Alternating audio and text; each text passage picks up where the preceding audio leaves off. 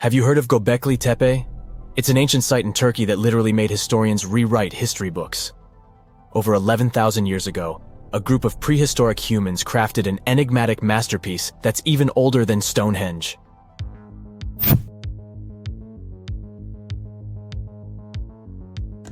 Before its discovery, archaeologists believed that people didn't know about iron and weren't good at making pottery. They were sure that settled life only emerged with the need for agriculture. But Gobeklitepe changed this belief.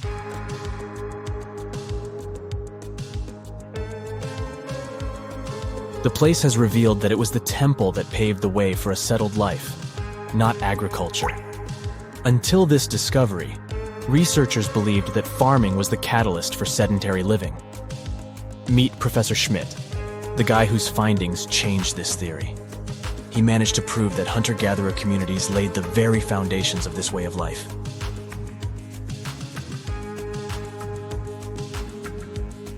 Back in the 1960s, other archaeologists visited the area, but they totally missed the mark.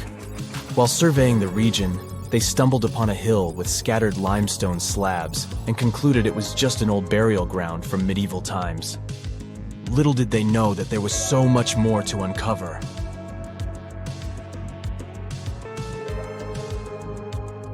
In 1994, Schmidt embarked on his own survey of prehistoric sites in the area. Surprise! He instantly realized he had discovered something truly extraordinary. Unlike the nearby flat and barren plateaus, Gobeklitepe had a gently rounded top, rising 50 feet above the surrounding landscape. Funny enough, the translation of this place's name is Potbelly Hill. Schmidt was sure only humans could have made something like this.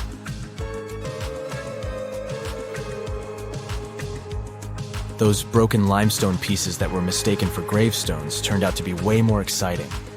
It was like stumbling upon a hidden treasure.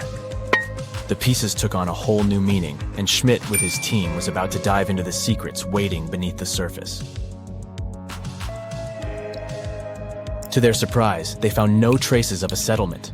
No hearths for cooking, no houses, and none of those adorable clay figurines commonly found in nearby sites of similar age. However, they uncovered that those ancient people used tools like stone hammers. So, Schmidt and his team put their heads together and took a wild guess at the age of Gobeklitepe's stone structures. Their estimation got backed up by some limited carbon dating done right at the site. The ancient vibes of this place were finally starting to make sense. It was like a puzzle slowly coming together.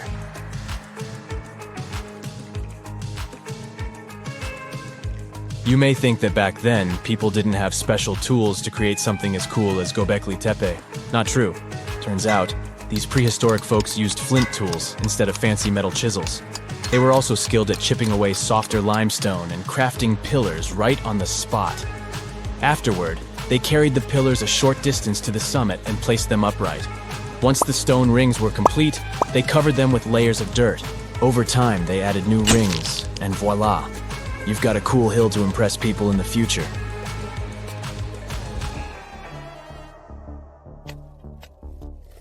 During their first year of excavation, the team went through 15,000 pieces of animal bones from wild creatures. These people didn't have pet animals or grow their own food. They hunted wild animals for their meals. But things were about to change, because the place had everything they needed to start farming. Scientists say they had wild sheep and wild grains that could be domesticated. And guess what? Just 20 miles away, geneticists found evidence of the world's oldest domesticated strains of wheat at a prehistoric village.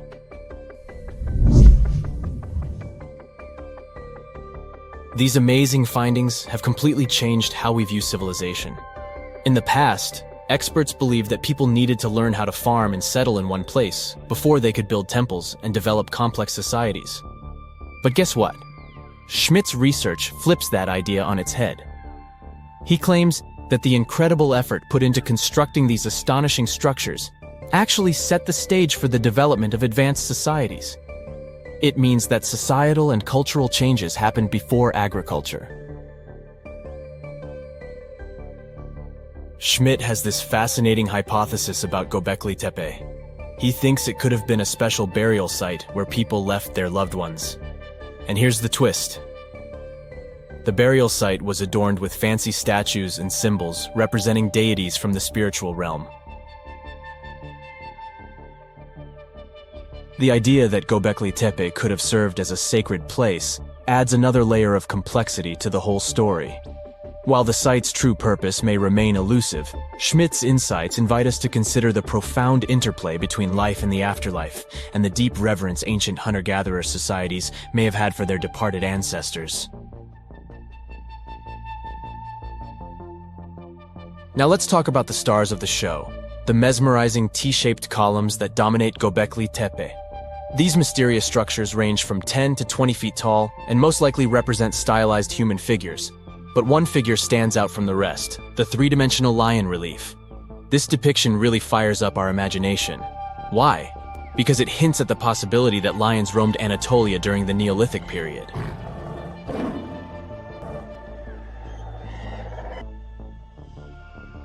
These standing stones are arranged in circles and placed in rectangular pits.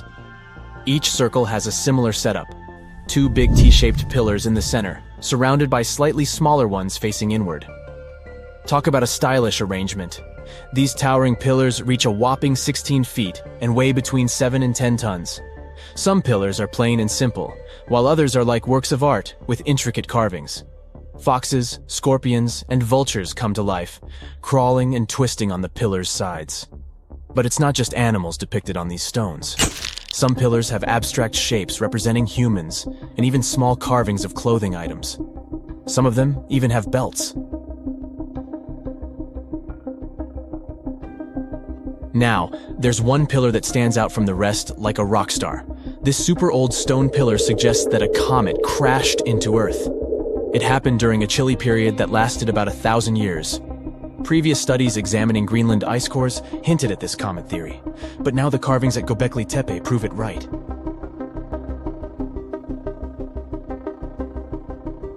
The carvings on the pillars are like a historical comic strip. They even show a headless human figure. Researchers fed the images into a computer and discovered their connections to constellations, indicating that this temple might have been an ancient observatory. It's like our ancestors were trying to document this cataclysmic event in their own unique way. Archaeologists have been excavating and researching Gobeklitepe since the mid-1990s, peeling back layers of history and providing us with a deeper understanding of the intricate relationship between various elements. They have no plans to stop the whole process for another 150 years. Who knows what else they'll find? You see, Gobeklitepe has been labeled purely as a ritual site with no signs of domestic activities. We were led to believe that the absence of water meant it couldn't support semi-sedentary communities. But scientists believe it's time to shake things up and approach Gobeklitepe with fresh eyes. It's time to question what we believed before and use new evidence and different ways of thinking. Like, there might have been a group of people living in the area who didn't stay in one place all the time. They moved around a bit but still had their own civilization, living in the area semi-sedentarily. Gobeklitepe is not just home to a single temple, but an astounding collection of over 20 ancient structures. As archaeologists delve into the depths of this wonder, they are unraveling its unique layout, featuring two prominent focal points at the heart of each establishment, complemented by smaller structures and dividing walls. What's even crazier is that in this area, there are over 200 obelisks, which are narrow tapering monuments. Wow! Scientists have found a lost city beneath Egypt's pyramids. And it's incredibly large, bigger than the biggest target you can imagine. Underground chambers, passageways, and vertical structures. Scientists have no idea what purposes they serve. But let's start from the very beginning. Italian and Scottish scientists studying the Pyramid of Khafra discovered something that looked like secret tunnels under 3 pyramids. This find might change what we know about ancient Egypt. The expedition, called the Khafra Project, was led by Corrado Malunga from Pisa, Italy, and Filippo Biondi from the University of Strathclyde, Scotland. Their mission was to focus on exploring Khafra's pyramid, the second largest on the Giza Plateau. Scientists uncovered a massive structure beneath the Pyramid of Khafra. Could it be an ancient Egyptian underground city? The experts analyzed the data they had and came to the conclusion that 8 large vertical structures could be hiding beneath, possibly wells or shafts. They extend a staggering 6,500 feet across. Imagine placing 2.5 Burj Khalifas on the ground, one after another, and you get the sheer size of this find. These shafts also plunge nearly 2,000 feet underground. Some of the deepest underground stations in the world are located at a mere 380 feet underground or so.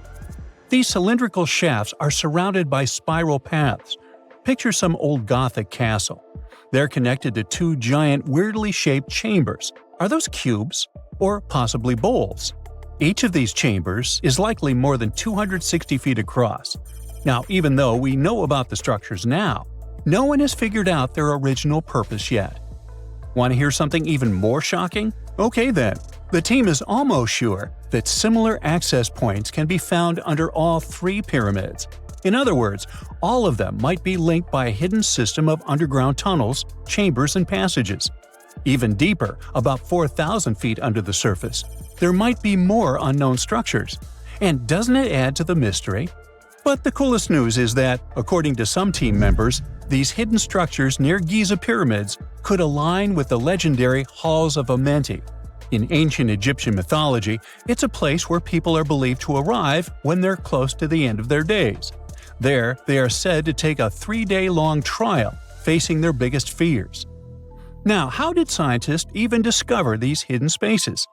To uncover them, researchers used 2 satellites positioned 420 miles above Earth. They sent radar signals to the Giza Plateau, and these signals generated detailed images, which were later compiled into a 3D model of the underground layout, including the newly detected shafts. Then, using synthetic aperture radar or SAR technology, which is a type of radar that can penetrate through stone, the team also spotted 5 small room-like structures hidden deep within the pyramid. One of these chambers contained a sarcophagus, which was once thought to be the tomb of Pharaoh Khafre. But now, scientists believe this was a mistake. The true burial site is likely to be elsewhere. In any case, these 5 hidden rooms were completely unknown before the scans. They seem to be arranged in the center of the pyramid and are linked to underground pathways leading somewhere below the structure. There's an opinion that these tunnels could lead to more hidden chambers and wells. Some of them might be around 4,500 years old. Wow! What if they help us solve ancient civilization mysteries? Preliminary data suggests that all this underground space can be much more than a few empty chambers. There might be many more hidden structures near the Giza pyramids. How come? Well, the thing is, the structure appears to include hollowed-out sections with spiral pathways leading even deeper underground. Refining the images hinting at this could reveal an extensive subterranean network. It might be a whole city hidden under the surface. Now, despite the excitement surrounding these findings, there are also a lot of people who don't believe in the existence of the underground city. They're skeptical about the archaeological discovery in Egypt due to the lack of peer-reviewed verification. That's why several archaeologists and radar experts have challenged the validity of the claims. They've explained that the technology used to make the discovery may not be advanced enough to produce such detailed underground imagery. According to them, the 5 smaller chambers found near the surface could be natural formations, since the area had had sacred significance long before the construction of the pyramids. Some experts have even dismissed the use of radar methods in this context altogether. They call these methods scientifically unproven and question their accuracy. The discovery has also reignited discussions about ancient Egyptian myths and the possibility of hidden texts lying somewhere beneath the Giza pyramids. The layout of the newly detected underground chambers shares similarities with mythological accounts of the Hall of Records, a rumored chamber that could preserve early Egyptian wisdom. If confirmed, these findings could significantly reshape the understanding of Egypt's sacred topography. Plus, this lost city beneath Egypt's pyramid could become physical evidence of previously unknown underground structures. That's why the Khafre project is super eager to begin excavating to confirm their findings. But getting approval from Egyptian authorities is a challenging process. The discoveries still need to undergo peer review before they are accepted by the academic community. By the way, this recent archaeological discovery in Egypt comes on the heels of another discovery involving a weird structure beneath the Royal Giza Cemetery, which researchers believe is unnatural in origin. Archaeologists used remote sensing techniques and uncovered a mysterious L-shaped structure underground in the Western Cemetery of Giza. This area is known to house burials of royal family members and high-ranking officials. Many of the tombs in the cemetery have above-ground mastabas, rectangular stone or mud brick structures with flat roofs. But there is an area in the center of the cemetery where there are no above-ground structures. To investigate this unexplored region, the team used electrical resistive tomography and ground-penetrating radar. ERT works by sending electrical currents into the ground and measuring the resistance to detect remains. As for GPR, it sends radar into the ground and maps the structures based on the radar's return. The team found an anomaly about 6.5 feet beneath the surface. It appeared to be an L-shaped structure measuring at least 33 feet in length. The readings suggested that the structure had been backfilled with sand after its construction. This made the team hypothesize that it could be a mix of sand and gravel, or possibly an air void. This anomaly was classified as a highly resistive structure, which meant it didn't occur naturally. Motoyuki Sato, the study's lead author and professor at Tohoku University in Japan, claims that the structure is not a natural formation due to its sharp shape. Another weird thing about ancient Egyptian pyramids is that historians have long believed that they were built primarily for royals and high-status individuals who had the wealth and power to create such massive structures. However, new research from the archaeological site of Tombos in modern-day Sudan challenges this assumption. The thing is, Tombos' pyramid may have served as burial sites for low-status workers as well as elites. The hard-working members of ancient communities may have found their last resting place in some of the most visible monuments, including the pyramids. Located along the Nile River in the ancient region of Nubia, Tombos became part of Egypt after its conquest of the area around 1400 BCE. That's when Egypt established the site to strengthen its colonial control. Workers at Tombos built pyramids, but those were much more modest than the famous pyramids of Giza. The research team reanalyzed 110 human skeletons from Tombos, originally studied in 2012. In particular, they examined the entheses, the areas where tendons and ligaments attach to bones. Such an analysis can give us insights into the amount of physical labor a person performed. When someone does hard labor, their bones often develop distinct crests and ridges at these attachment points due to the stress on the tendons and ligaments. And while some skeletons showed little change in their entheses, suggesting they belonged to individuals from the upper classes, others showed more serious changes. It means they belong to lower-class workers. This finding can totally challenge our earlier understanding of pyramid burials, especially the idea that only elites were buried in the pyramids, because the pyramids themselves were designed for the elite. This recent research may prove that lower-class workers may have found their final resting place in these monumental structures too. Something strange is lurking beneath the sands of Giza, and scientists have no idea what it is. Archaeologists just found a hidden structure near the Great Pyramid using advanced ground scanning technology. What's inside? Nobody knows, but excavations are already underway. The Great Pyramid of Giza is one of the most famous monuments on Earth, but it doesn't stand alone. It's surrounded by an ancient necropolis, a massive royal graveyard filled with tombs and monuments. They belong to pharaohs, nobles, and other high-ranking officials. Most of these tombs are above the ground. They're called mastabas, rectangular, flat-roofed tombs built from limestone or mud brick, and they've been studied for decades. But from old movies, we know that these weren't simple graves. They have deep vertical shafts leading to underground burial chambers, where the past was sealed away for eternity. And recently, archaeologists found one curious empty space in the cemetery, a completely unexplored patch of ground. No mastabas, no visible ruins, nada.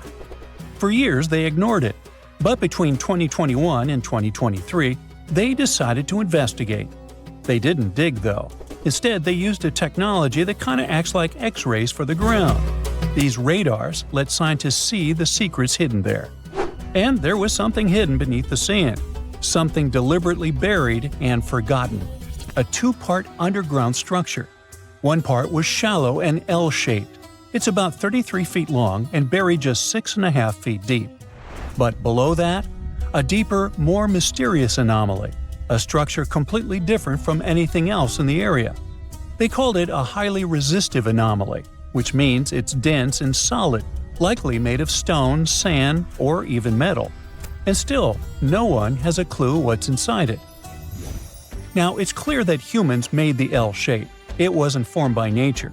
And the shallower structure might have been an entrance to whatever is hidden below.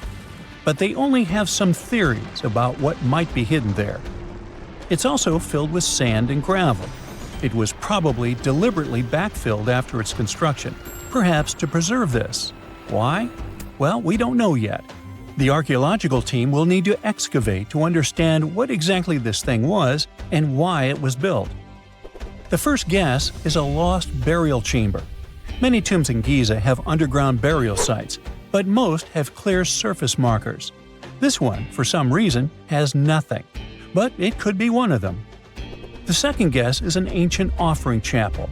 Egyptologists know that some chapels were built in this shape, but usually they were above ground, not buried like this. And finally, it might be something we've never seen before. If this turns out to be a new type of structure, it could rewrite what we know about the burials of pharaohs. The only way to know for sure is to dig it up. And that's exactly what's happening right now. Excavations are already underway.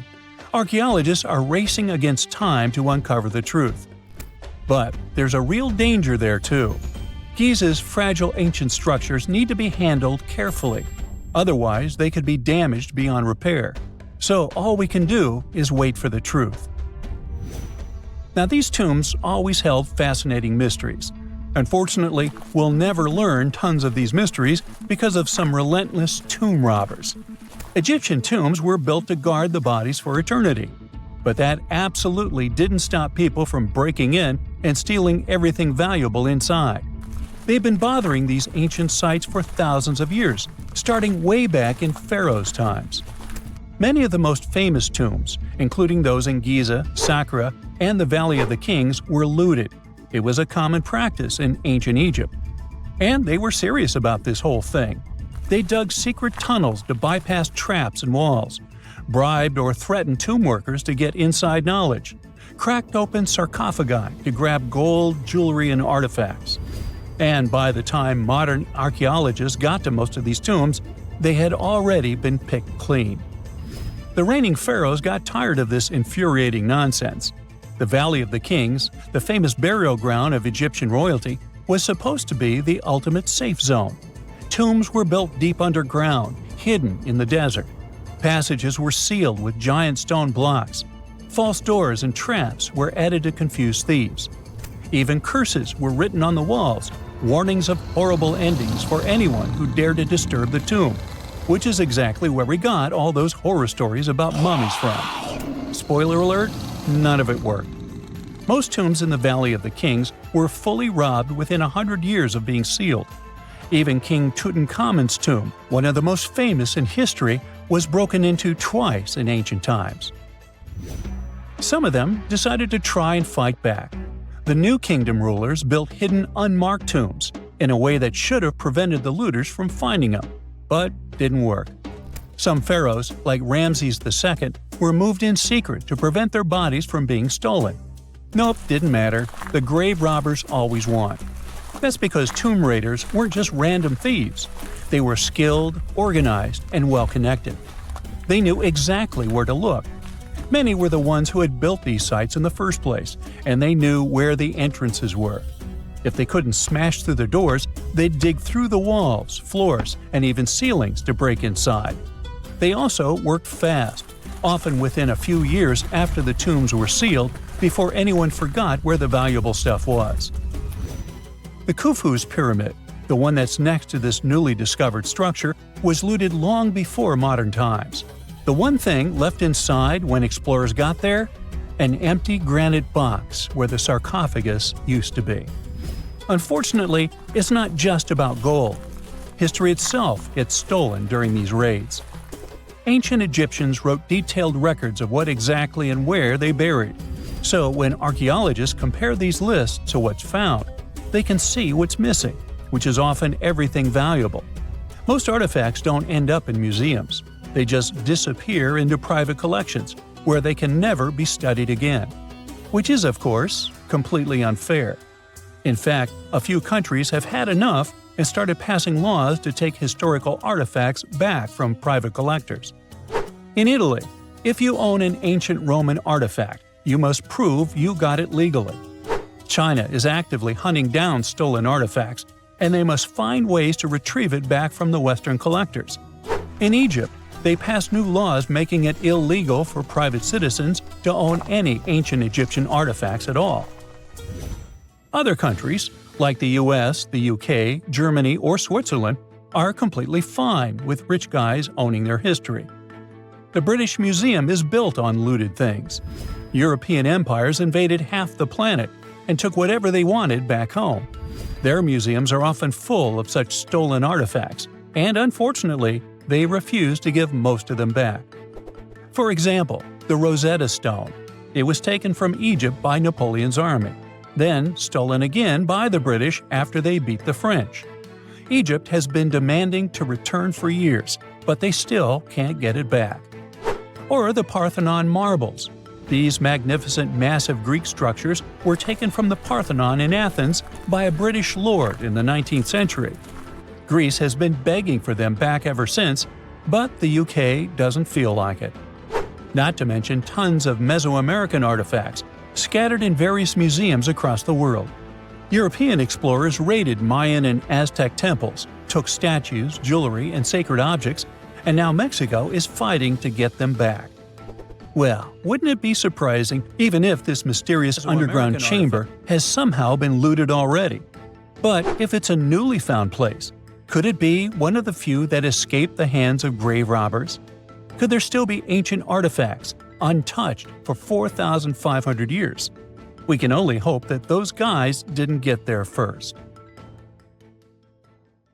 Egyptologists have been digging around every inch of the Great Pyramid for ages. Yet somehow, they overlooked this stunning pink granite bathtub buried a few miles next to it. And here's the deal. This mysterious oval tube lying next to the Khufu pyramid for years may provide evidence that the Egyptians built the pyramids not only for monumental purposes, but also to generate electricity, experimenting with it long before Alessandro Volta and Thomas Edison. The Giza Plateau is famous for its three pyramids, Khufu, Khafre, and Menkaure. But there are also two smaller foundations next to them, the unfinished North Pyramid of Zayat el-Aryan and the Layer Pyramid. Some researchers say these buildings were never finished, while others think they were destroyed for more mysterious reasons. One of these reasons might have to do with the original usage of the Giza pyramids, the idea that they were used as an electricity generator. To connect these dots, we need to go back to the beginning of the 20th century. That's when an Italian architect and Egyptologist named Alessandro Barsanti decided to examine the Zayat el-Aryan pyramid. Near the site, he noticed something unusual: scattered granite fragments. To a casual passerby, these might have seemed insignificant, but Barsanti recognized the signs. You see, ancient Egyptians often used sites to prepare stones before transporting them to their final destinations. The fact that there was granite on the ground intrigued him. Granite was a more expensive material than the limestone typically used for pyramids, which suggested that it might have been intended for an important and possibly hidden structure. At a depth of 68 feet, they encountered a huge pink granite block. He kept going with the excavations, and they revealed ancient inscriptions carved into the stones. They sent the drawing to experts, but no one could decipher what they meant. Were they instruction sets to something? That's when Barsanti made his biggest discovery. He found an oval-shaped vat carved from pink granite and polished to a mirror-like finish. The thing is, the vat had been carefully sealed. When they opened it, they found a thin black residue along the walls. I'm thinking something in the lines of a black oily substance. This discovery raised many questions for him. It didn't make sense to him that ancient Egyptians would go above and beyond to seal and protect this strange vat. By 1911, Barsanti had to abandon his effort to figure out what was the deal with that mysterious pit. But his findings intrigued researchers all over the world, and they've got their own opinions about it. One of these modern theories suggests that the other pyramids could have been used as a part of a bigger whole. It suggests that the Khufu pyramid was actually used as a water pump designed to irrigate the desert area. Apparently, the pyramid's internal chambers would function as a hydraulic system. In the 1990s, an engineer took this theory seriously and studied the pyramid's subterranean chamber. Surprisingly, he found actual signs of water damage. Apparently, the pyramid generated powerful compression waves, aka pulses, that could create electricity. This raised an important question. Could the ancient Egyptians have used the pyramids as a generator in order to produce electricity? On paper, that was proven to be possible, but hey, agreeing on the original use of the pyramids is probably one of the most difficult things in the world. So, we're still not 100% sure about this. Apart from that, Egypt is a playground for important discoveries regarding humanity's past. I mean, scientists have just discovered what looks like a cosmic command center, similar to that room from the Doctor Strange movies. They discovered an L-shaped astronomical observatory, measuring around 9,000 square feet, dating back to the 6th century BCE. Definitely the first and largest of its kind from that era. The mud brick structure housed tools used for calculating dates related to ancient Egyptian rites, royal coronations, and agricultural plans. This observatory is located in the archaeological site known as the Temple of Buto, just 50 miles east of Alexandria. It's pretty impressive. The structure was designed so that you'd get inside the room through an east-facing entrance. This way, you'd get to see the sunrise. Once inside, you'd find a pretty huge shadow clock, used to tell time by tracking the movement of shadows inside the room. This variant of a sundial clock was nearly 16 feet long. That was quite an exciting discovery. Another interesting one was that scientists and Egyptologists have discovered the first ever pregnant mummy. Now, even if we know quite a lot about mummification processes, we keep making discoveries that open new doors into the lives of ancient Egyptians.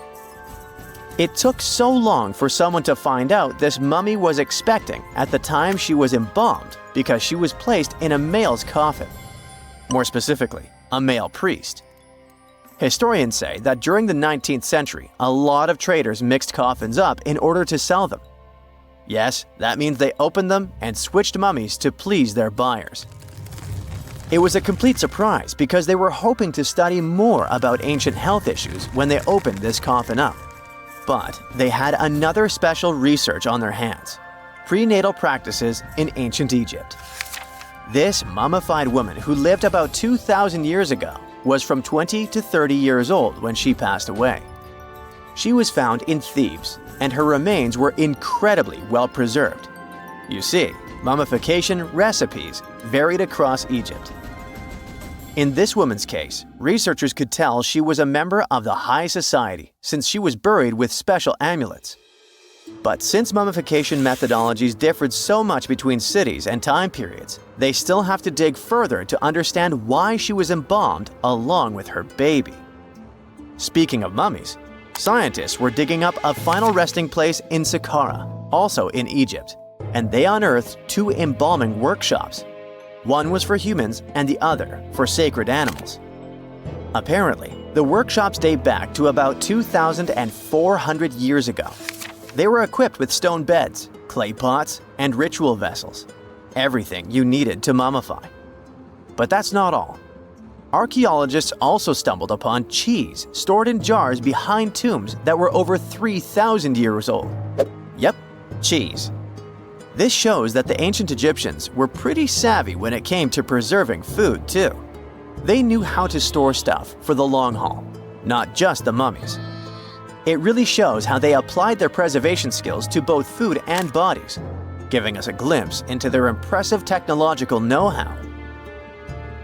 Scientists have also found one of Egypt's oldest complete mummies, and to their surprise, it was completely covered in gold. You see, Egyptian mummies covered in gold are already a rare thing, but they weren't expecting it to be the oldest one ever found. The mummy was quite well preserved, and they could identify that it was the remains of a wealthy man called Hekashepes. Many symbols show that he was important and wealthy, like the band he wore on his head and the bracelet on his chest. He was also dressed in a tunic wrapped with a belt, which was a way to preserve the good appearance of a person after they passed away. To reveal it, they had to open the final resting place with mortar. Basically, it was like they were opening a time machine, just as the ancient Egyptians did 4,300 years ago. If you think about it, it's almost like entering a time capsule. Enough about mummies. Scientists also found something very exciting hovering above the pyramids. They had to use a fancy top-notch radar known as LARIT, aka Low Altitude Long Range Ionospheric Radar, which can see these invisible waves far away into the sky. LARIT helped them discover giant plasma bubbles floating in the air above the pyramids. These bubbles are called plasma bubbles, and they wreak havoc on modern technologies. I mean, they can disrupt GPS and phone signals for hundreds of kilometers in diameter from where they're located.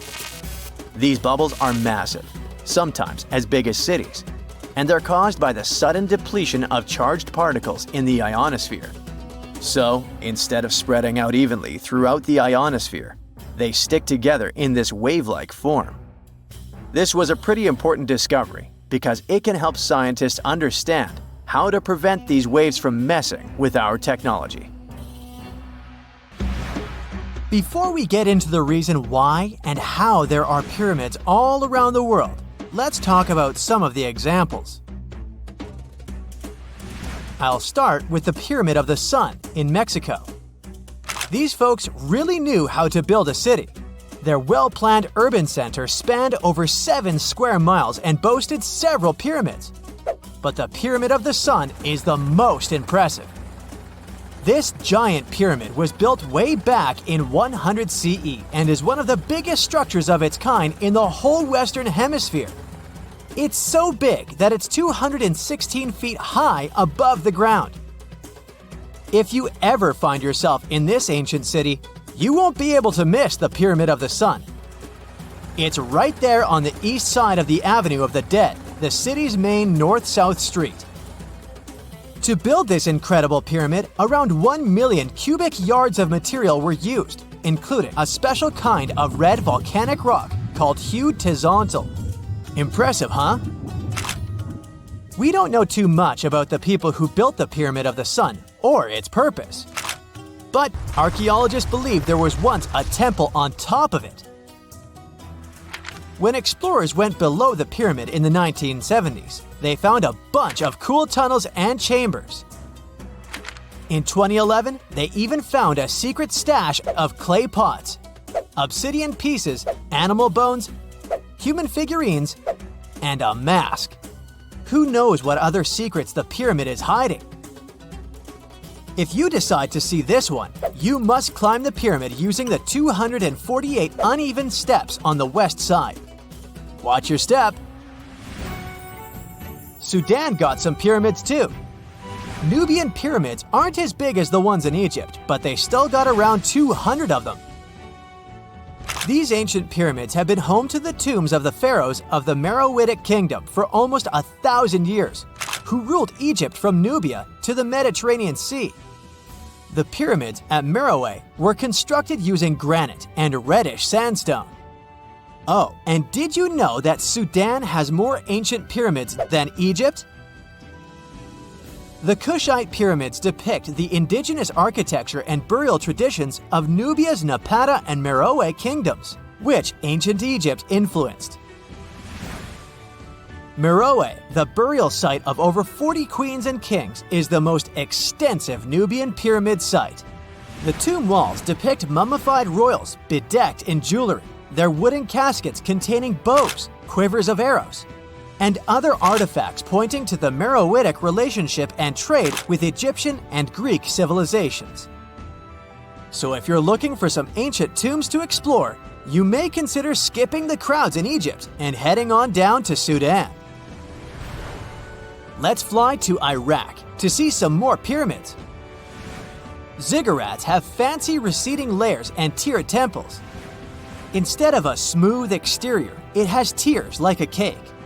Perfect for all the important work and rituals that went on inside. You can find these towering structures scattered throughout Iraq and Iran, and they're a real testament to the power and skills of the people who built them. One of the biggest and most impressive ziggurats is the ziggurat at Ur. It's basically a giant rectangular pyramid that stands a whopping 70 to 100 feet tall, with 3 levels of terraces and a temple on top. Can you imagine how many baked bricks it took to build that thing? Try 720,000 for just the lower portion. This particular ziggurat was built for Sumerian king Ur-Nammu. Similar to other ones, this pyramid has been around for thousands of years, so it got a little rough around the edges. Thankfully, the Babylonian king Nebuchadnezzar II and some archaeologists came to the rescue in the 6th and 20th centuries respectively, and now you can find this near Talil Air Base. The ziggurat at Ur was built in 2100 BCE by King Ur-Nammu for the moon deity Nana. It was the tallest building in the city, and you could see it from miles around. It was like the medieval cathedral spire of its day. People would come here to bring their agricultural surplus and get their food allotments and seek spiritual nourishment. Sadly, the Nana temple at the top of the ziggurat didn't survive, but we do have some blue glazed bricks that may have been part of its decoration. The lower parts of the ziggurat are pretty amazing though. The architects even included holes in the temple's baked exterior to let the water evaporate from its core. Since we explored some of the pyramids on our planet, let's take a broader perspective. They can be found in many parts of the world. Egypt has over 100 pyramids, double that number in Sudan, and dozens of others are scattered in the Middle East and China. The Americas have the most pyramids in total, with more pyramids than the rest of the world combined. These pyramids are located in Mexico, Guatemala, Honduras, and El Salvador. Time to know more about the evolution of pyramids through history. The oldest pyramid is in Egypt. This pyramid was a step pyramid, which was created by placing one layer of stone on top of another. The pharaoh Sneferu is credited with creating the pyramid shape we recognize today. During his 45-year reign, he built 3 pyramids. His first 2 attempts failed, but he finally got it right with the Red Pyramid, which is considered the first true pyramid. It was Sneferu's son, Khufu, who built the Great Pyramid of Giza, which was the tallest human-made structure on Earth for almost 4,000 years. Latin American pyramids are similar to early Egyptian step pyramids, but they were built independently with no knowledge of each other. The pyramids in Sudan were built around 700 BCE and are tall but much narrower than those in Egypt. How in the world did all these civilizations build these things without even texting each other? After all, the Aztecs, Mayans, and ancient Egyptians were about as different as possible. But despite their cultural differences, they all seem to agree on one thing. Pyramids were pretty cool. Step pyramids are all around the world because they were the most feasible and stable way to build large and tall structures without access to lighter building materials like wood and metal. The triangular form with a square base is the best way to build a sturdy structure, and having a cube structure would require more material for less height. Now, when it comes to pyramid design, the Egyptian pyramids were like giant triangles with a square base, smooth sides, and a pointy top. On the other hand, the Aztecs and Mayans went for a tiered cake look, with steps leading up to a flat platform on top. So, while all these pyramids share the same basic shape, they have their own unique flair. Each group built its pyramids using different materials, techniques, and slope angles. So while they may have been inspired by each other's work occasionally, they were just doing their own thing. Egyptian pyramids had smooth, angled sides that were designed to help the pharaoh's soul ascend to heaven. The Pyramid of the Sun was built over a series of caves that served as a passageway for the deities. The Maya built the temple of Kukulkan in Chichen Itza to honor the deity Kukulkan, usually represented by a serpent. Nicknamed El Castillo, it has 91 steps on each side, plus a platform. That's 365 steps, one for each day of the Mayan calendar. Tell me, Brightsiders, how were pyramids built? To begin with, humans made them, not a foreign race from space that landed on Earth. You see, one thing that all pyramids have in common is that they were built without advanced tools or even the wheel. It took a lot of people to build them, including skilled laborers and architects. For example, it's estimated that 20,000 people built the Great Pyramid of Giza, and it's believed that most of them were skilled laborers. Building pyramids was a massive undertaking that required years of planning and effort. The Great Pyramid at Cholula, Mexico, took 600 years to complete. Secant, cosine, tangent, sine, 3.14159. Yeah, that was the cheer we heard coming from the trigonometry club back in the day.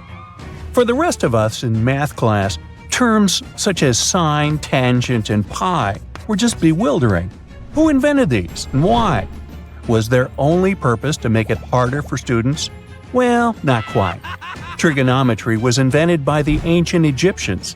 They needed this knowledge to construct pyramids, and they did a pretty good job too. The Great Pyramid in Giza still stands today, some 4,500 years after it was built. No recalls either. So let's get out of that classroom and on a journey through time to reveal the secrets behind the ancient Egyptians' precision. Here you are, standing on the Great Pyramid's construction site, some 9 miles from Cairo. Well, the city still isn't there, as you're surrounded only by the desert and teams of construction workers. They're transporting large stone blocks weighing 2.5 tons each. They're inside a wooden sled that sits on large rollers. A crew of 8 men rolls these blocks along the ground. You immediately think of the rollers on a supermarket cash register. The principle is exactly the same, but the scale is greater, much greater. Scientists estimate that the Egyptians used 2.3 million such blocks in the Great Pyramid alone. And the block in front of you is one of the lighter ones. The heaviest of them weighed up to 15 tons. But where did all these blocks come from? Most of them originated from quarries around Giza. It's not that impressive, you think? But wait until you hear how ancient engineers transported the granite used in construction over 500 miles to the pyramid. There were no railways or highways back then, but the mighty Nile was always there. Researchers even believe that the Egyptians dug a canal to connect the Nile directly to the pyramid's construction site. All they had to do then was to wait for the flood season to begin, and voila! The rising water levels floated the heavy stone blocks for them. But how did they lift the enormous stones on dry land to stack them up to the top? Did they use oversized cranes?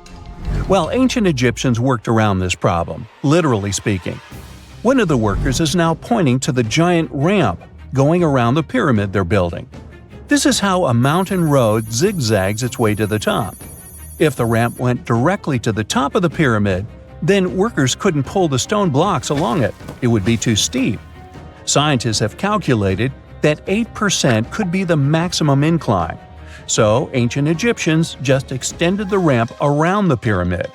Again, these are all theories, as the ramp could have been inside the pyramid, as some researchers suggest. The exact building method is still a mystery, guarded by the Sphinx. That's its real name, right? Wrong. as the Great Sphinx is just the statue's alias. You know, the name writers take when they want to hide their true identity, or a singer's stage name. The Sphinx's real name, translated from Egyptian, means Horus in the horizon. That was the name for the Egyptian deity of the sky. The trail of mystery doesn't end there. As a man walks past you with a bucket of paint, he's going to add a touch of color to the Great Sphinx. Researchers found specks of this red color next to its ear. That was some strong paint, as it survived for thousands of years. You are now standing straight in front of the Sphinx. You look up. It's very tall, right? 66 feet to be precise. Now resist the urge to take a selfie. You can do it. Now you notice something else. It looks like the Sphinx is in the center of a giant triangle in the back. That's one side of the Great Pyramid. And no, your eyes are not playing tricks on you. The Sphinx really does sit in the center of the pyramid's lateral face. Here's where math comes in handy. A pyramid has 4 sides, called lateral faces.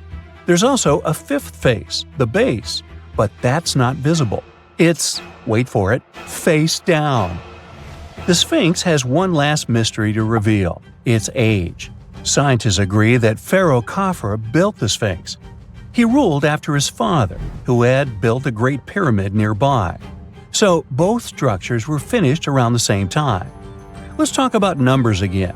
You've heard of Cleopatra, the Egyptian princess described as a woman of great beauty. Hello? She saw the pyramids, but she lived closer to the time of the first iPhone than the time of the people who built the pyramids. Fascinating, right? You can see thousands of people around you. They're working hard to build the pharaoh's tomb. But how many of them are there exactly?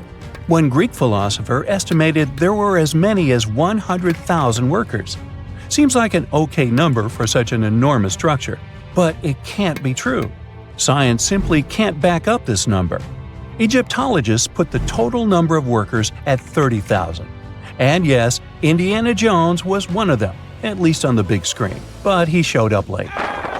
Egyptologists know a lot about the pyramids, but not everything. Not because they don't want to, but because they haven't yet dug up enough evidence. They can only guess how the building process went. First, engineers would arrive to choose the right spot and do the necessary measurements. That's why they needed all that complicated math. Then, it's time for sourcing the material, the large stone blocks I mentioned earlier. When boats deliver them to the site of the future pyramid, workers can finally do their thing.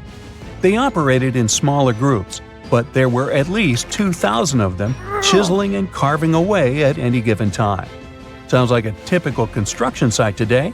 Well, that's because it is, just thousands of years ago. It's amazing what ancient Egyptians were able to achieve with just copper and stone tools. The pyramid is now complete in front of you. But is it the same pyramid we see today? Why is this structure shining bright in the desert sun? Isn't it supposed to be a dusty yellow color? Well, no. Human activity and the elements have completely stripped the outer layer of stones over time. Expert craftspeople polished these blocks using nothing but stone and sand. The end result was a smooth and shiny rock. On the day it was completed, the Great Pyramid of Giza was a perfect triangle of light. Its polished sides acted like giant mirrors, reflecting the powerful Egyptian sun. This is the point where you should put your glasses on, and that shiny thing you see at the pyramid's very top is actually gold. The capstone at the top of the pyramid is called a pyramidion. It was covered in sheets of gold. As you can guess, these were the first stones to disappear. Let's make another stop before we get you back to your classroom.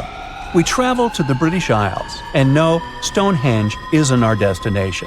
It is Newgrange in County Meath. Scientists estimate that the ancient peoples of Ireland built this stone monument around the year 3200 BCE. This makes it older than both Stonehenge and the Great Pyramid in Giza. The function of the circular mound in Newgrange is the same as the one of the Great Pyramid and equally mysterious. The estimated amount of loose stone present in the valley is over 220,000 tons. And it's not just randomly thrown on a pile. The order in which the stones are set makes the structure water-resistant. That would explain how Newgrange had survived for so long. Kinda makes you want to splash out the cash for that waterproof phone case, huh? Well, you're back in your school desk, but today's math lecture is the last thing on your mind. You're thinking about how great the Egyptian pyramids are, and if we have something similar today. It turns out modern engineers are just as impressed with the Great Pyramid as you are.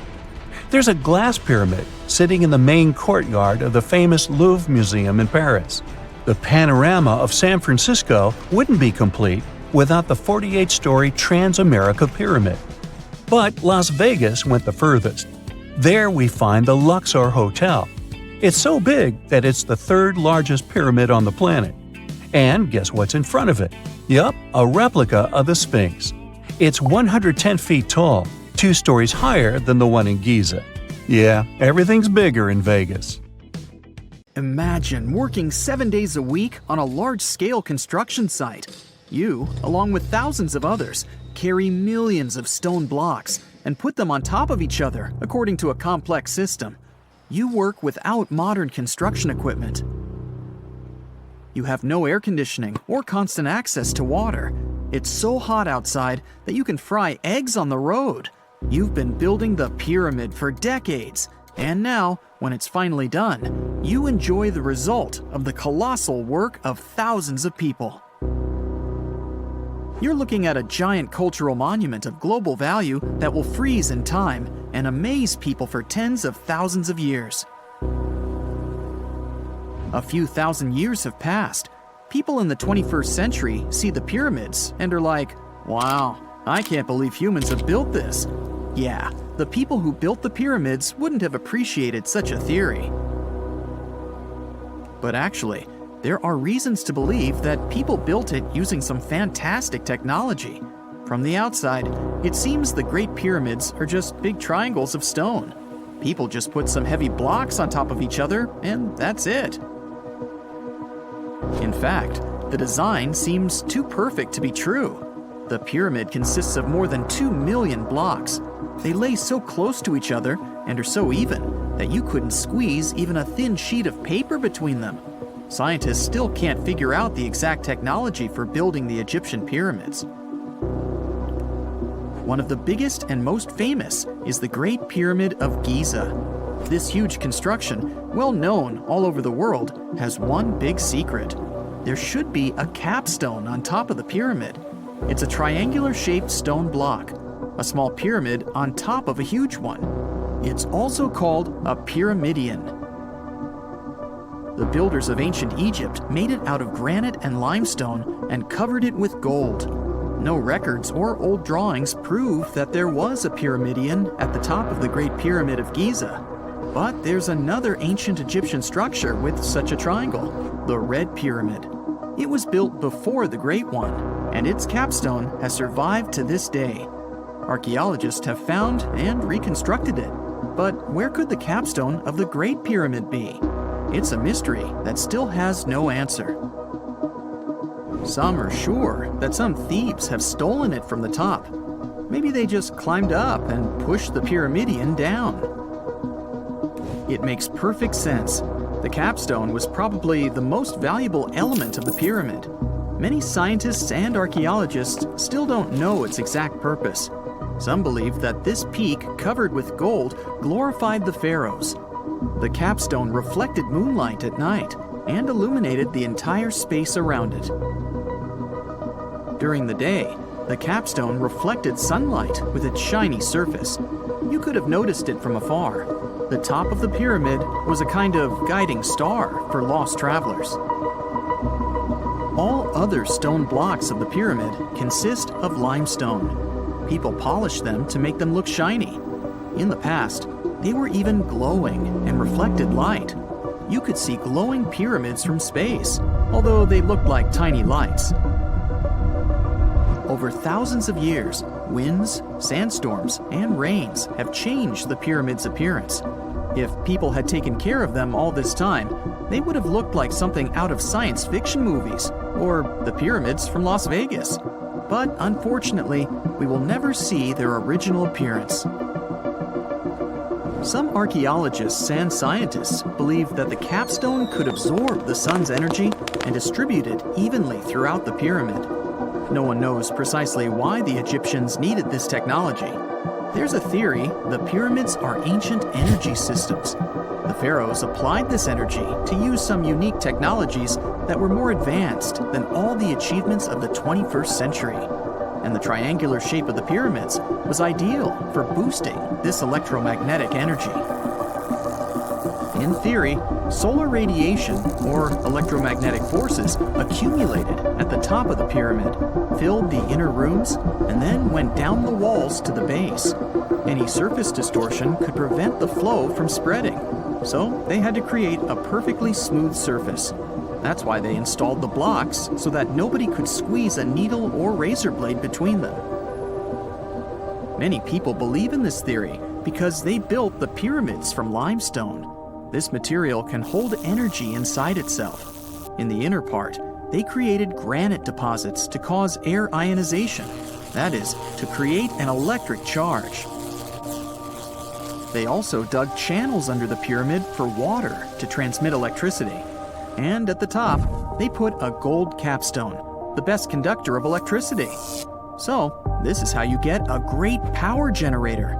Different cultures used similar technologies to create electricity all over the world. But these are all theories. If it had been working, humanity would have used these technologies today. There are mentions of the metal industry, chemistry, engineering, physics, mathematics, and astronomy in some ancient records. Most scientists don't believe in all these things. We know the detailed stages of the technology's development in different cultures. In the 21st century, scientists, historians, and anthropologists can track the evolution of all modern devices. If people had created some technological inventions in ancient times, the history of the world would have looked different. Perhaps all the achievements of antiquity could have been wiped off the face of the earth by global cataclysms, and it can happen to us. Just imagine how people would dig up a laptop in 5,000 years. Perhaps they wouldn't understand what kind of device it is. Another Egyptian wonder surrounded by mystery is the statue of the Sphinx. The Egyptians carved it out of a single massive piece of limestone about 4.5 thousand years ago. But scientists still don't know the exact date of its construction or who built it. People painted the Sphinx in different colors, so it looked much brighter and more vivid in the distant past. It was shining just like the Great Pyramids. Anyway, time hasn't only changed its appearance, but its name too. Initially, the Egyptians called it Horemeket. The Greeks renamed it the Sphinx about a few hundred years after it had been built. The Sphinx emphasized the greatness of the rulers of Egypt. It also performed a symbolic function of a watchdog guarding the tomb of the pharaoh and the paths leading to it. This version sounds realistic, since archaeologists have discovered many secret entrances at the foot of the Sphinx. Perhaps these rooms and intricate tunnels lead to underground halls with treasures. And treasures don't always mean gold and jewelry. According to legends and theories, the Sphinx guards the Hall of Records, the storage of all humankind's knowledge. The information about the ancient mythical state of Atlantis could be there. You can find many detailed maps of the internal dungeons of the Sphinx on the internet. They show structures 12 stories deep under the statue. It looks like a small city filled with gold, scrolls of knowledge, and various ancient artifacts. But don't believe all these maps. These are just theories. Several thousand years have passed, but people have very little information about it. Archaeologists know that there are still many strange and exciting things about the Sphinx that are still undiscovered. Some locals are afraid to research because they believe they can awaken something terrible from the underground depths. Therefore, it's mostly scientists from other countries who conduct the excavations. In 1998, scientists discovered strange tunnels leading to empty rooms under the Sphinx. They realized that some people tried to get there through tunnels in the past, and maybe those people took all the treasures that were there. One of the legends says that some powerful artifact lays beneath the Sphinx. Its technology can change the whole world, but the locals are hiding it because it can damage the planet. Some believe that you can find evidence of unknown technologies painted on the granite walls in the pharaohs' tombs. But most likely, these paintings and signs tell us the myths and legends of ancient Egypt. But what if Egyptian symbols and drawings are detailed instructions for using ancient technologies? What if the locals that lived at that time thought, people in the future won't be able to get energy themselves. Let's leave some detailed instructions for them. Anyway, there are many riddles and theories. In reality, the search for answers is a dangerous undertaking, since it's not easy to get into the underground halls. Excavations can ruin the structure of the entire Sphinx. Any person inside the tunnels may get lost and never be able to find their way back. Besides, it costs a lot of money. Now, what would be awesome is if people could invent some device that could scan underground areas and show their detailed models. And now we're off to almost 5,000 years ago. Let me take you to ancient Egypt, where back in 2550 BC, guess what? The construction of the Great Pyramids of Giza started. People learned to build cathedrals and skyscrapers, but it wasn't until recently that these massive buildings appeared. It's still a mystery to even modern scientists how these pyramids were built 5,000 years ago. No wonder they are one of the 7 wonders of the ancient world. They're also the oldest of them and the only wonder of the ancient world that still exists in the 21st century. It must have taken a lot of cooperation to build a thing that massive, even for today's metrics. But the Giza pyramids weren't the first pyramids ever. The first one, called the Step Pyramid, was built around 80 years before the first pyramid of Giza in 2630 BC for King Djoser. It wasn't meant to be extraordinary, but ended up being quite impressive. It was a pyramid of 6 stepped layers of stone. It was 204 feet high, which is as tall as a 19-story building. And it was the tallest building that existed at that time. It wasn't just a pyramid though, it was surrounded by a whole complex of buildings, including even courtyards. In ancient Egypt, people believed in the afterlife, so everyone, especially kings, wanted to make sure they had everything they needed to get ready for it. Here's why the pyramid complex was perfectly supplied with a lot of objects people used every day. The complex included a pyramid and a kind of a palace. Those buildings had many things the king loved and might need one day, like furniture, food, and gold vessels. After Djoser, building pyramids became common practice, but many pyramids weren't finished. It would usually take about 20 years to build one, but many rulers reigned way less than that. Overall, there are more than 100 pyramids. The most famous pyramids are the Great Pyramids of Giza. The first one and the biggest one was built for Pharaoh Khufu, around 2550 BC. Initially, it was 481 feet tall, which is as tall as a 40-story building. The second pyramid was built for Khufu's son, Pharaoh Khafre, around 2520 BC. It's just a bit shorter, usually standing at 471 feet high, a 39-story building. This is the pyramid with the famous statue of the Sphinx. Sphinxes have a lion's body and a human head. They were built to guard important areas. This one has the head of Pharaoh Khafre and is guarding his pyramid, facing the sunrise. The Sphinx is most well known and is one of the world's biggest and oldest statues. Originally, it had red color and did have a nose. It's still possible to see the trace of red pigment by its ears. But no one knows exactly when the nose disappeared. For some time, the Sphinx was sort of hidden underground, being covered with sand up to its shoulders. Luckily, in the early 1800s, an adventurer with a team of 160 people dug it out. The third pyramid of Giza is the smallest one, being more than twice shorter. Originally, it was 218 feet high, about the height of a 20-story building. Built in 2490 BC, it was a pyramid for Khafre's son, Menkaure. The pyramids are designed to align with the points of the compass, and their sides symbolize the rays of the sun. But back at the time, there were no compasses. Ancient Egyptians figured out the directions themselves, and with amazing precision. To align the pyramids, they used 2 constellations. Originally, The pyramids were covered in smooth white limestone and had a gold-silver top to reflect the sun. Later, the white limestone was taken from the pyramids by other kings and used for other buildings. Scientists estimated that ancient Egyptians used about 2.3 million stone blocks to build the first pyramid. Each block weighed more than 1 ton. This is the weight of a rhino.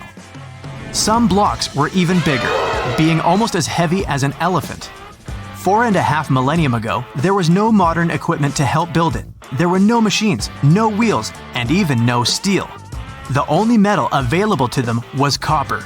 Even today, scientists aren't sure how the Egyptians managed to build the pyramids.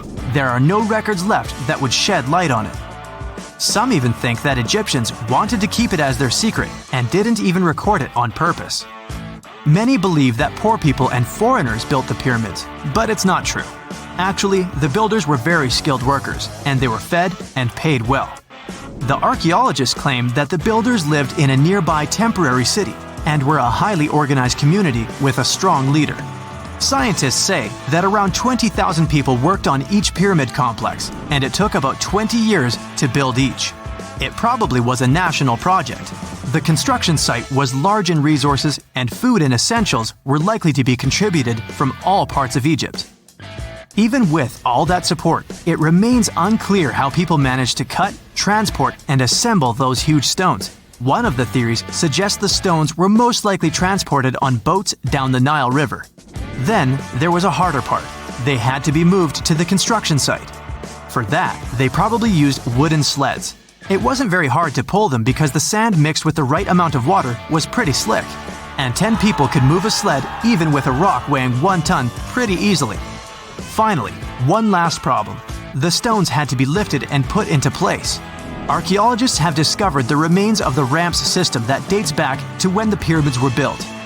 Most likely, the Egyptians designed a unique system to move and pull huge stone blocks, but no one knows what it looked like exactly. The most common opinion is that there were several ramps around the pyramid to help move the blocks. The ramp was growing with the pyramid getting higher. They suppose people were walking up the stairs, pulling the stone on the wooden sled up in the middle on the sandy ramp. But this is just one of the options. Others say that the ramps were going around the pyramid. Some say the ramps were inside the pyramid. But we'll never know for sure, and it'll forever remain a mystery, just like the ancient Egyptians wanted. Surprisingly, there's not much inside the pyramids. Most of it is just solid stone with very little open space. But let's take a quick look inside the biggest of the pyramids of Giza.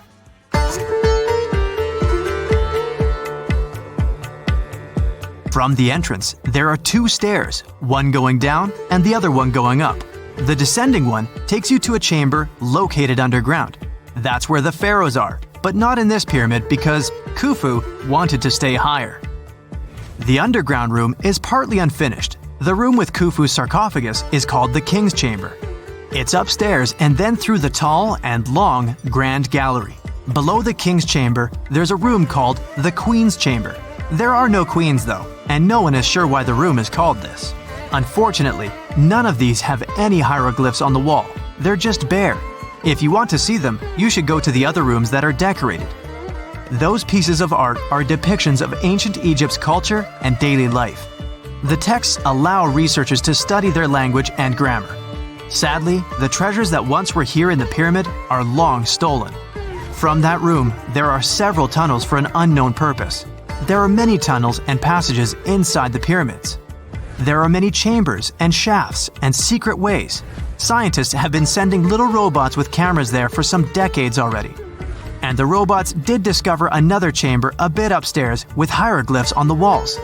But even today, much of the pyramids is still unknown, and there's no so-called building plan of the pyramids. Egyptians did create a mystery no one can crack for 4,500 years already. Scientists recently started to X-ray the pyramid to learn what's inside it without entering it and its narrow, mysterious tunnels.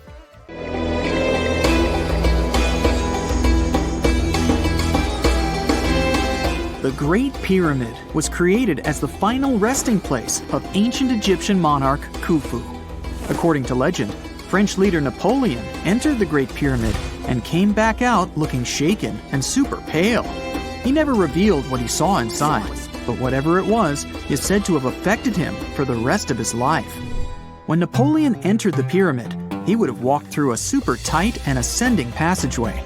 He'd then go through another passageway, known as the Great Chamber. This corridor would have been much taller than the previous one, and would have cobbles too. He'd then reach the King's Chamber, the centerpiece of the Great Pyramid, which was lined with huge blocks of granite. But it wouldn't have looked as grand as we might imagine. There are no hieroglyphics decorating its walls, as Egyptians only began decorating the burial chambers of pyramids much later on. The pharaohs' tombs deep inside the pyramid would have also been filled with treasures, from chunks of gold to the world's most expensive jewelry. But this would have all been looted a long time ago. The only thing that probably would have been left in there would have been a huge sarcophagus, which would have once contained the king's mummy. He'd also have to walk past the Queen's Chamber. This room most likely didn't hold any queens though, as pyramids were usually only built for one person. There are mysterious tunnels leading from here. To this day, no one is really sure what they're there for. And that's not the only mysterious and creepy thing Napoleon may have encountered, as stories of pharaohs leaving ancient curses on pyramids go way back. Many pyramids had warnings written on the outside, telling of horrifying things that would happen to those who entered and disturbed the peace. We might not know what exactly Napoleon found in the Great Pyramid that scared him so much, but we know for sure what was found in Tutankhamun's tomb. Tutankhamun was an ancient Egyptian pharaoh who was only 8 or 9 years old when he took to the throne. He became a cultural phenomenon when his tomb was discovered almost completely intact in 1922. His pyramid sits in the Valley of Kings in Thebes, modern Luxor, which is in Egypt. Unlike the Great Pyramid, Tutankhamun's tomb was covered in beautiful wall decorations. The walls told the story of how he would travel to the afterlife through the underworld. Egyptians believed all people would have to take this journey, so they would fill their tombs with objects and paintings to help them get there. There'd also be spells painted on the walls. They believed this would help people pass over to the next realm. The journey would be pretty long, and for that reason, the ancient Egyptians would also fill the pyramids with food. Tutankhamun's pyramid was filled with 8 fruit baskets. They even found something called gingerbread fruit in there. The rooms were jam-packed with furniture, statues, clothes, and staffs, amongst a whole bunch of other things. You'd likely find a lot of clothes and expensive jewelry in the pyramids as well. The ancient Egyptians wanted their ancestors to travel in style to the afterlife. They put Tutankhamun in his final resting place with over 50 pieces of clothing, all of the highest quality. There were tunics, scarves, gloves, and headdresses, and a ton of jewelry. Bracelets, pendants, necklaces, rings, and scarabs for protection were all found inside. Each of them was made of gold or precious stones. There were also fans made of ostrich feathers to keep the old pharaoh cool in the hot Egyptian sun. But the temperature inside the pyramids never actually went above 68 degrees Fahrenheit. The ancient Egyptians developed a super cool air conditioning system that we don't fully understand even today. Tutankhamun's pyramid also contained 130 walking sticks made from ebony, ivory, silver, and gold to help him on his journey. There were 3 chariots hidden away in case he got tired of all the walking. They also put 11 boat paddles inside, but there was no sign of any boat. The pyramids would be littered with the pharaoh's favorite scents and perfumes. During the excavation of Tutankhamun's pyramid, it quickly became clear that it had been robbed during ancient times. There was damage to doors and traces of oils left in empty jars. It looks like someone raided the pyramid for gold and the scents, perfumes, and oils that had been left for King Tut. There was still a bit of perfume, which was made from coconut oil and frankincense, left in one bottle.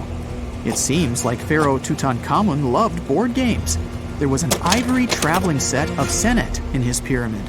Although we don't know for sure exactly how to play it, we have figured out it was sort of an ancient Egyptian version of backgammon.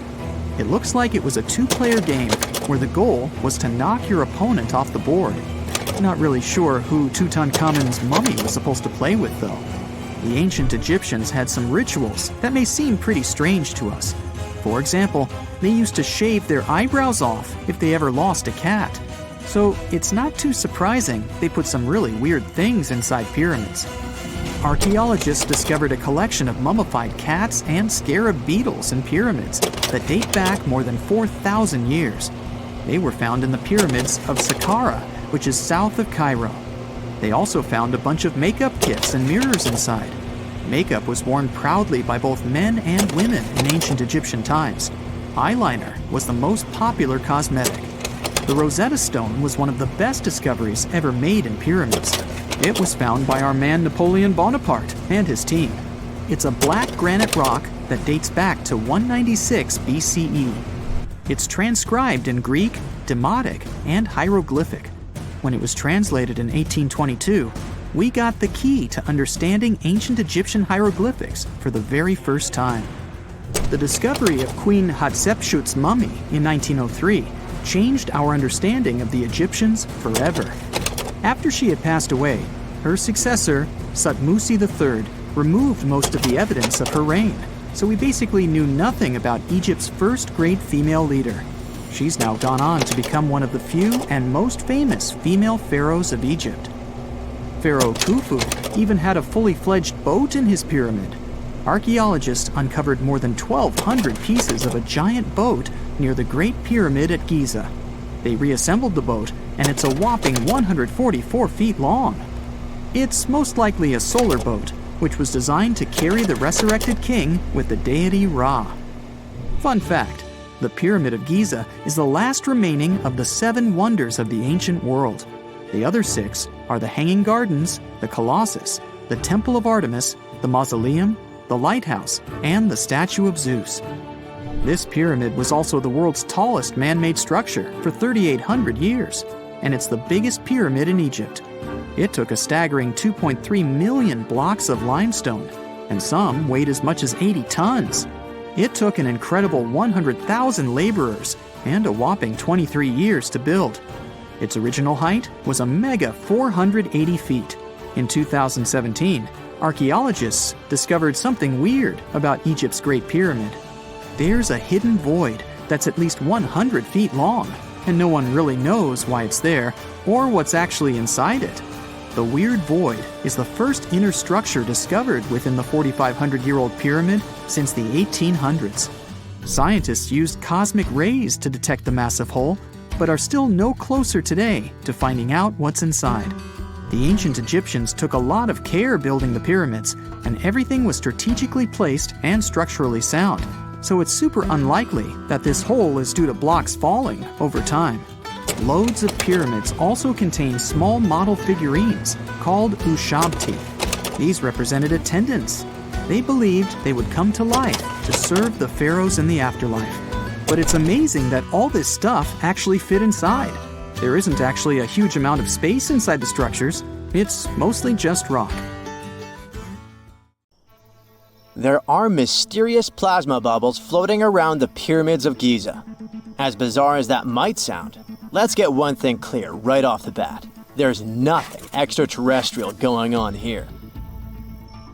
Plasma bubbles are those weather anomalies that form in a layer of Earth's atmosphere called the ionosphere. This is an invisible layer surrounding our planet that stretches roughly from 50 to 400 miles above Earth's surface, right at the edge of space. In this layer, the sun, being the giant hot power that it is, basically cooks gases, splitting them into electrically charged particles called plasma. Here's where it gets interesting. At night, especially near the equator, these charged particles get disturbed, and when a bunch of them suddenly vanish at the same time, it forms what we call a plasma bubble. Imagine it like a big empty pocket where the plasma is missing or its quantity is lowered. But it's only considered a plasma bubble if this phenomenon occurs on a large scale, typically around 62 miles in size. If you're already packing your suitcase for Egypt and have put binoculars to look at the tips of the pyramids, I'm sorry to say that we can't see these plasma bubbles with the unaided eye. It's all happening way above our heads, completely invisible to us. Scientists need to use special equipment, like the Latitude Long Range Ionosphere Radar, or LARID, to detect these bubbles. This advanced technology helps researchers track and observe the movement and formation of plasma bubbles in real time. This formation, by the way, can be triggered by solar storms. That brings us to November 2023, when an impressive solar storm occurred. On a scale from 1 to 5, this one was classified as a G3, which is considered a strong event. Solar storms occur when sunspots are basically cooler, darker areas on the sun's surface, release bursts of energy into space. These flares triggered several geomagnetic storms on Earth. While this might sound like doomsday stuff, it didn't disrupt our daily lives too much. In fact, it was great news for skywatchers, since the solar storm created stunning auroras, with the northern lights visible as far south as Greece and Turkey. But this particular storm in 2023 also had another interesting consequence. It caused the largest plasma bubble ever recorded by the Chinese radar. This phenomenon was so massive that it covered regions as far apart as the Egyptian pyramids and the Midway Islands in the Pacific Ocean. Now that's a huge distance, and it is a big deal for science. And that's because plasma bubbles are a growing threat to modern technology. Experts say they can disrupt satellite communications and GPS systems. So if you're using Google Maps or Waze and suddenly it can't figure out where you are, a plasma bubble might be to blame. Great. We now know what's going on with those bubbles, detected above the pyramids of Giza. But things get even weirder inside this ancient construction. Apparently, the Great Pyramid of Giza has the ability to concentrate electromagnetic energy within its interior. A couple of years ago, a group of researchers decided to see what would happen if they took this ancient architecture and hit it with radio waves. I mean, waves that are similar to the kind your phone uses, but on a much larger scale, up to 1,900 feet long.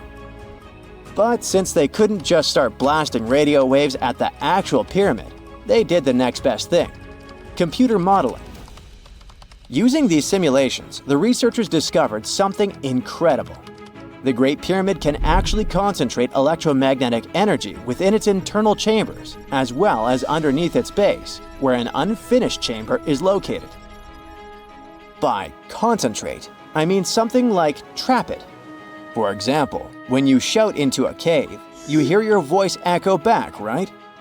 The sound waves don't just disappear, they bounce around and get focused. Similarly, when radio waves hit the pyramid, they don't just pass through or around it. Instead, they get absorbed, bounce around, and focus inside and underneath the pyramid. Our list of mysterious phenomena surrounding the Egyptian pyramids doesn't end there. Inside the pyramid, there's a long, narrow passage that leads to what's known as the King's Chamber. This room sits at the center of the pyramid, and it's believed to have been the final resting place of Pharaoh Khufu, the ancient Egyptian leader who commissioned the entire thing over 4,000 years ago. When visitors step into the King's Chamber, two things normally strike them: the room's incredible acoustics and its heavy, imposing structure, which is entirely lined with red granite. Recently, scientists have started to connect these two facts. Some researchers now believe that the King's Chamber might be able to catch or pick up sound energy generated from other parts of the pyramid. In other words, this room might have been designed to amplify sound in a way that no other chamber in the pyramid can. To test this theory, researchers conducted an experiment where they sang in the Queen's Chamber, which is located directly below the King's Chamber. Here's where it gets wild. The music couldn't be heard in the lower underground rooms of the pyramid, but it sounded loud and clear in the King's Chamber. One possible explanation for this is the type of stone used in the King's Chamber: pink granite. Granite is known for its piezoelectric properties, meaning it can absorb energy from its surroundings, like sound vibrations, and convert it into electrical energy.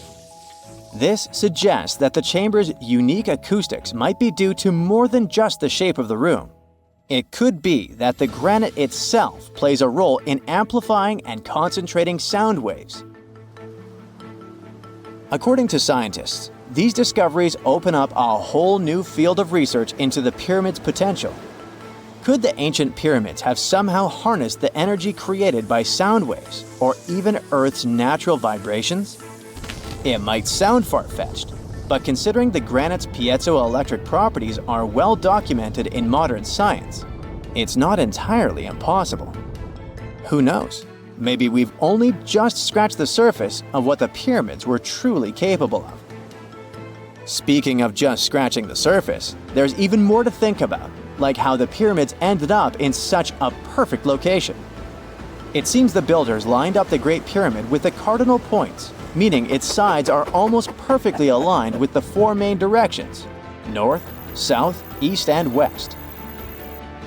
There are many theories about how they did it, but one study suggests that Egyptians might have used the fall equinox to achieve this perfect alignment.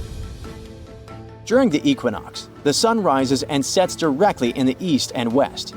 It probably made it easier for builders to use the sun's position as a guide. By watching the sun during this time, they could make sure the pyramids were positioned just right. If we think about all these strange things about the pyramids, I mean their perfect alignment, the ability to concentrate radio waves, and the materials used in the chambers that might generate electrical energy, could the real purpose of the pyramids actually be much more complex than just being tombs?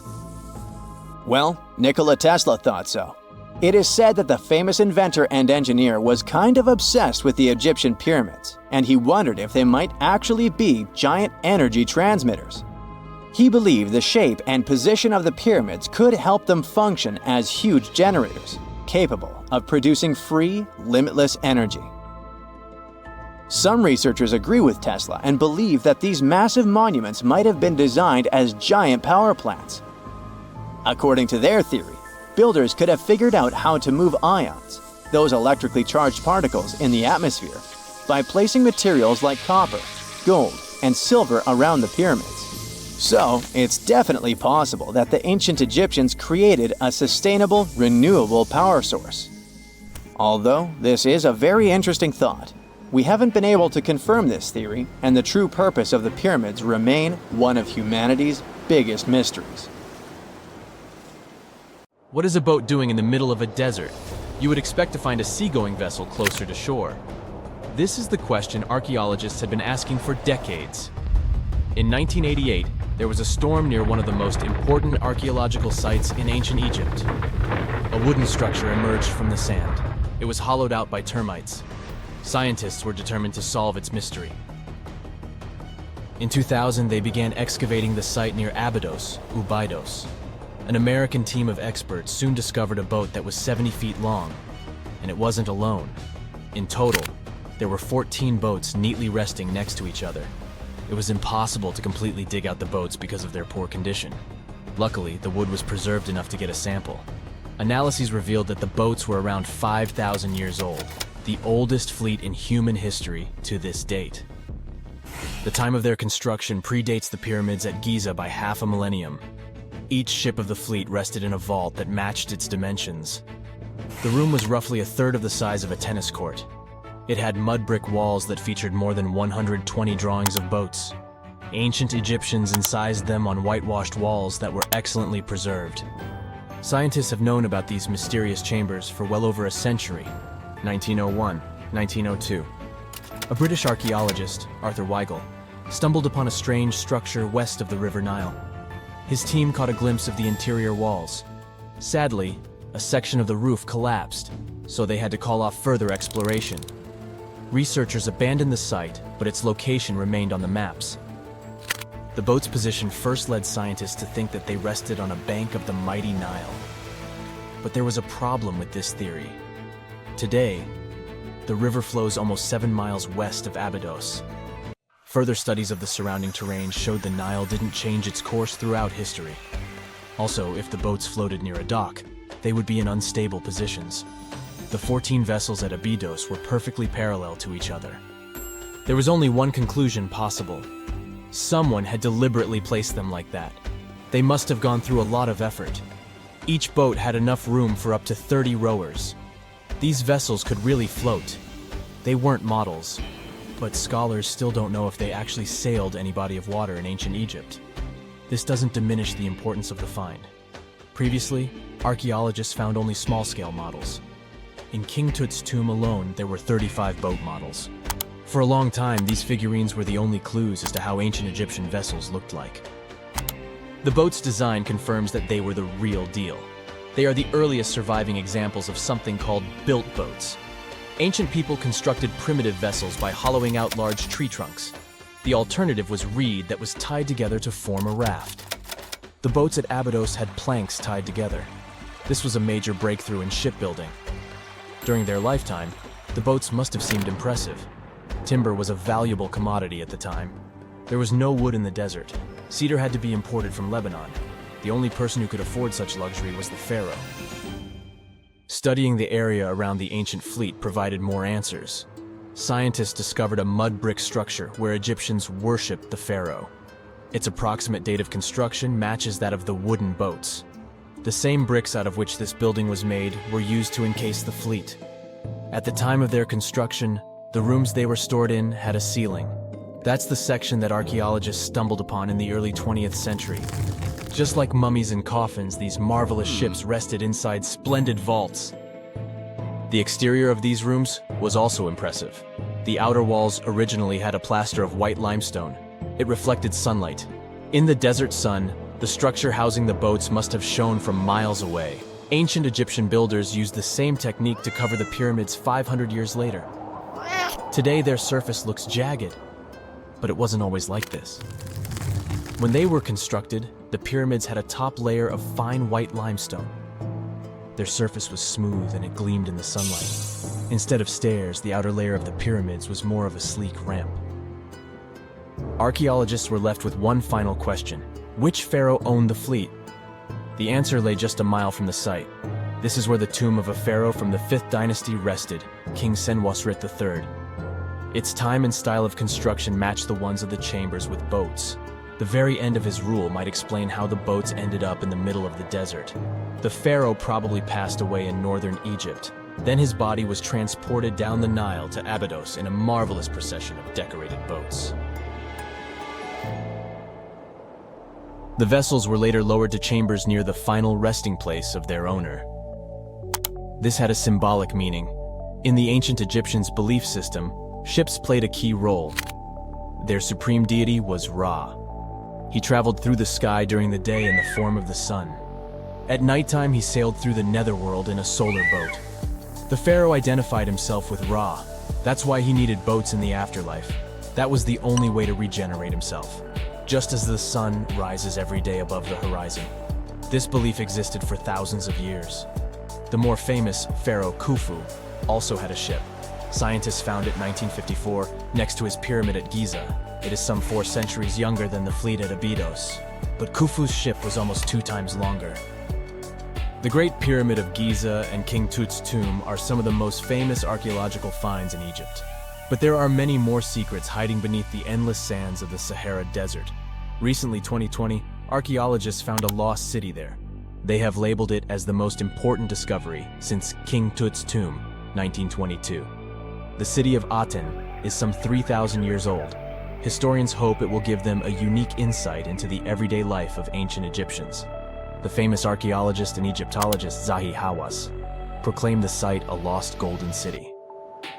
Aten sits some 300 miles south of Egypt's capital, Cairo. It is close to the famous Valley of the Kings. Archaeologists first found sections of mud brick walls that spread out in all directions. They discovered complete rooms with tools of everyday life inside. The research team unearthed a bakery, a residential neighborhood, and an administrative district. They all date back to the time when the Egyptian civilization was the wealthiest in its long history. They were also the first to make objects from iron. In 1911, scientists found a set of iron beads near a village in Lower Egypt, El Girza.